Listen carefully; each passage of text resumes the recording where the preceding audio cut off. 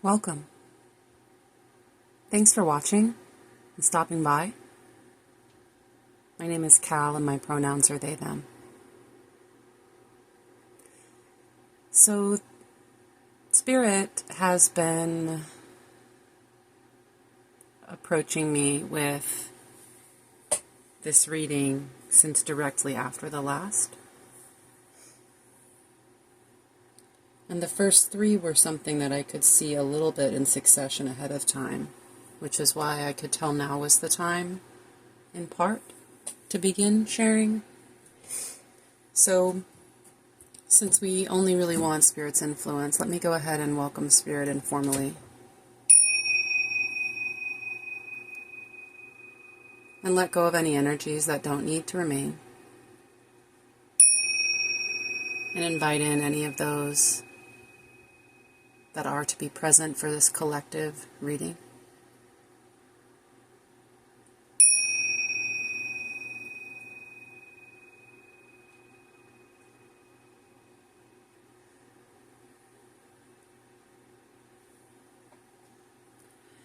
So I keep moving everything around, trying something new. I'm still exploring how I'd like this to all be set up. First, I'd like to begin with this deck. Look at this little box. Aww. I really enjoy this one for telling a story, and I feel like in the beginning here I need to tell a little bitty story.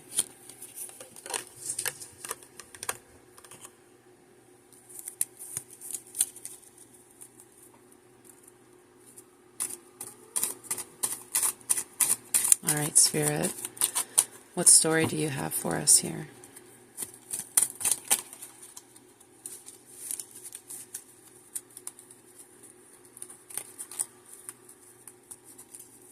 A little mini deck.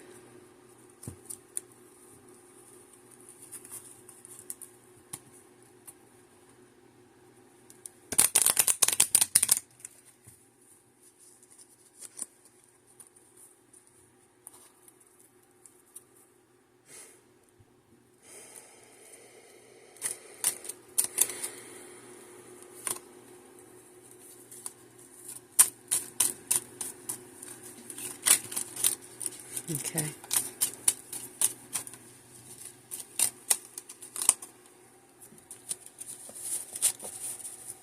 Okay. Let's start here.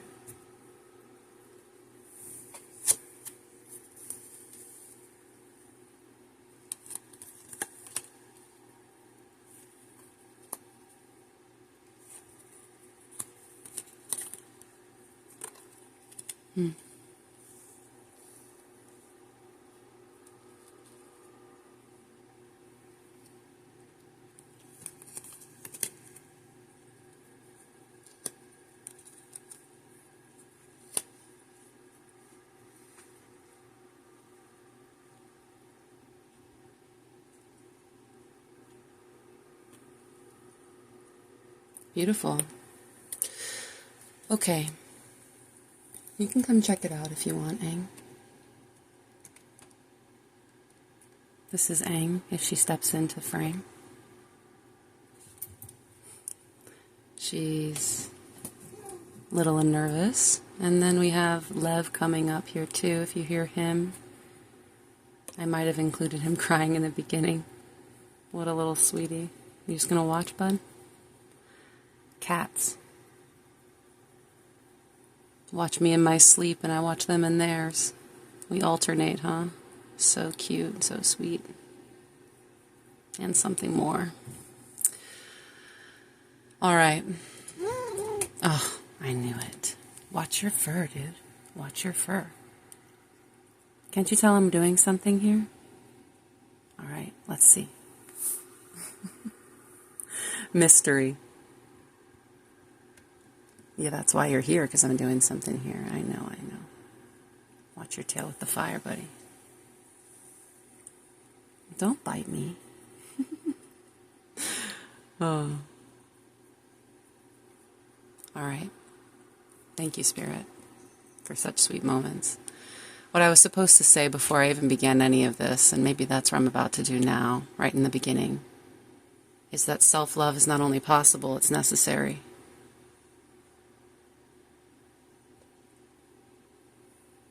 So I'm going to explain this little story here, and then we'll see if we need to pull any other cards this evening.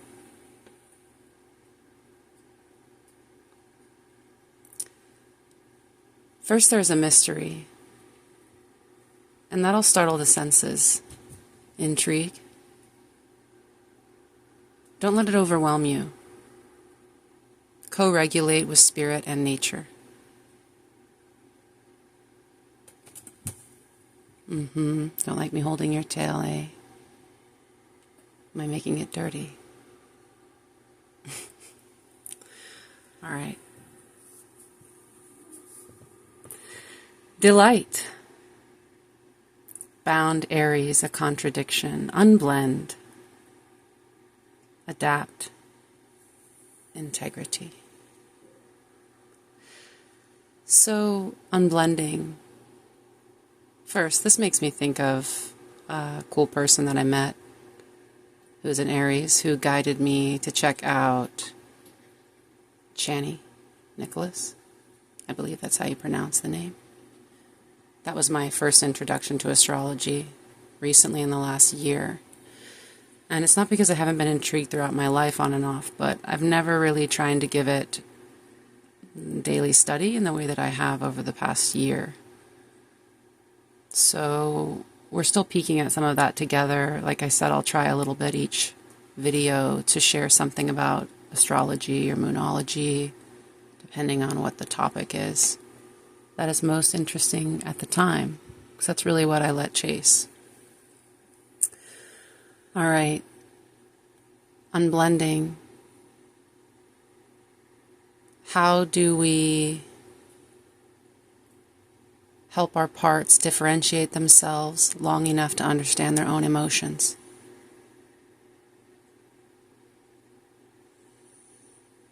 How do we help our parts differentiate themselves long enough to see one another as clear as day, as if in a mirror? We have to unblend within in order to see and be seen. Intriguing that the eyes here are covered. These cards are awesome. Again, I'll try to put links in descriptions each time I use anything. I'll make it a habit if best I can. And when I think about the person, the Aries being bound and tearful, I think it's such a contradiction for the face that I've seen and known them to be. But I think all of us have that element of mystery within, to be bound in some way, even in our fire or our might. But we have to be and adapt and have integrity. So there's the little story for today. I'm going to cut the deck for the final bonus on that. I like to do that. My friends might know that. Shame. Perfect antidote is self-love. So don't be ashamed of your big feelings. Remember that there is a great mystery in this world that you can seek. Co-regulate with spirit and nature. Become unbound. In places where you think you're a walking contradiction, look to unblend and look at both parts in this situation. Adapt when possible. Be when possible. Have integrity and shame. Gosh, aren't we all carrying it? That was a big topic for me, thinking about things this week. And not just for myself. I'm a mental health clinician, and I work with people throughout the day doing that work. And then now here, maybe by night or by morning, when possible, this work. What we have, when we have it, when we can, with what we can. Adapt. So, we've given a little story here, concluding in the topic of shame. Let us recall that the antidote is self-love. And we're going to pull from the Rumi Oracle deck. This is usually a deck that I find to be helpful in my own pursuit of self-love, a reminder of the lover and beloved that can be the nature of the universe. You can fill in the relationship that makes you feel most cared for. Ultimately, that's the aim of this deck, to help you see yourself as you're seen. That's how I feel it, at least, right? So let's see what we can do about that self-love. Thank you, Spirit.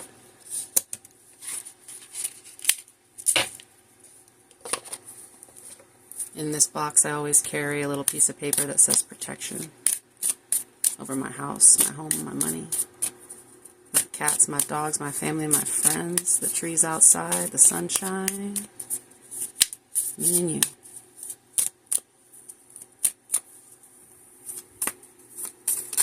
And again, the art on these cards is so beautiful.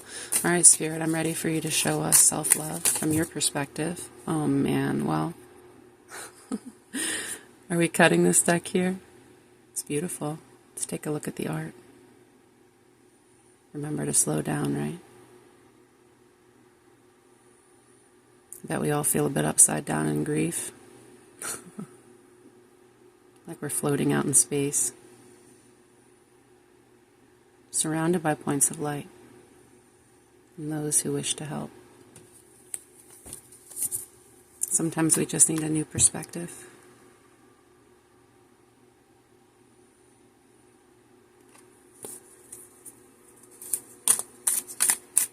Okay, the art. Oh, and the fire. That's what I'm hearing.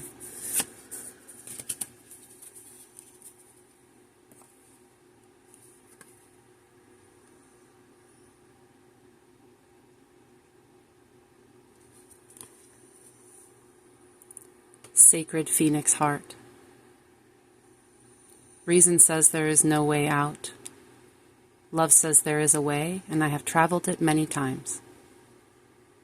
Perhaps you are scratching your head quizzically or are in deep despair because you have met a dead end, a frowning no, or a dismissive laugh upon your quest.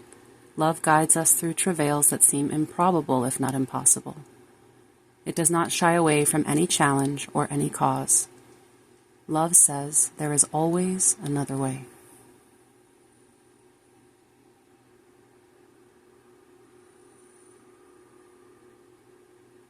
Always.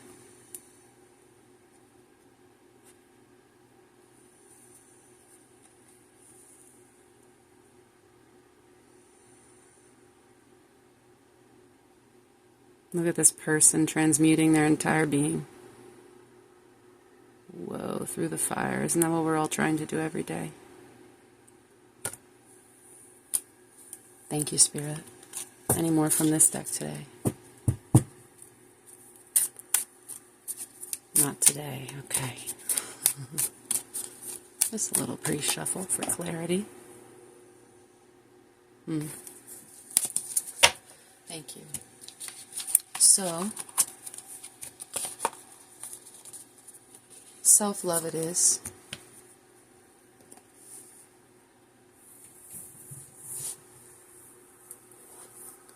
I'm going to pull one more card. And then I'm going to quickly after do another reading. A part 2 of just tarot and clarifying with tarot.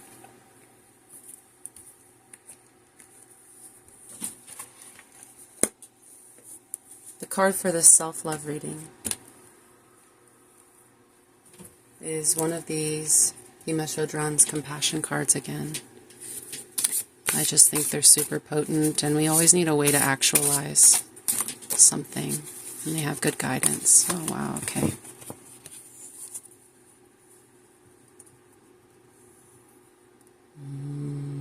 That looks nice, huh?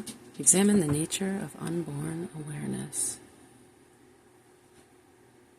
Okay. Abandon poisonous food. Don't transfer your load to someone else. Take responsibility for what is yours.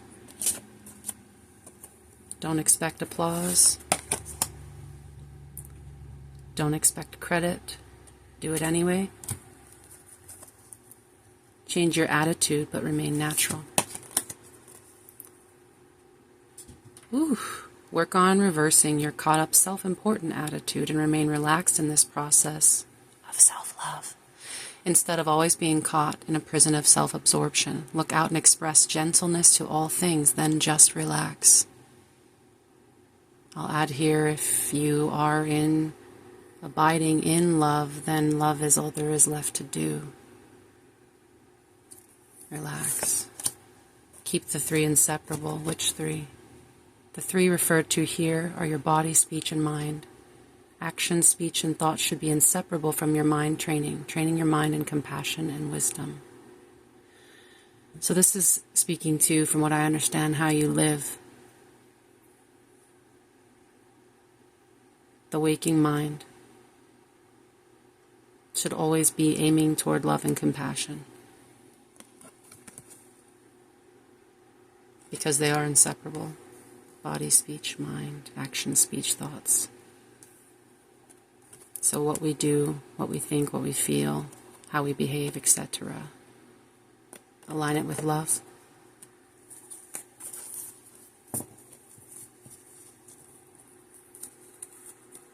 Should we reverse?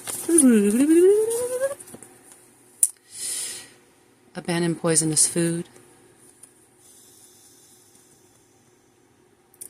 I like what it means on the back. You can use these slogans to build up your ego. For instance, you refrain from talking about others' defects or maligning them, but only so people will praise you. In this way, compassionate teachings designed to lessen your sense of self-centeredness become like rotten food that poisons you and deceives others.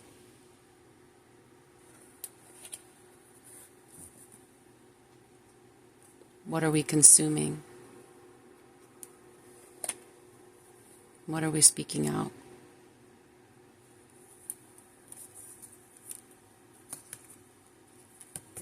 Don't transfer the ox's load to the cow. Don't transfer your load to someone else. Take responsibility for what is yours. Don't expect applause or credit. Just do them anyways, these good deeds. Change your attitude, but remain natural. Work on reversing your caught-up self-important attitude and remain relaxed in the process of self-love. Instead of always being caught up in a prison of self-absorption, look out and express gentleness to all things, and just relax. Keep the three inseparable: body, speech, and mind. Actions, speech, and thoughts.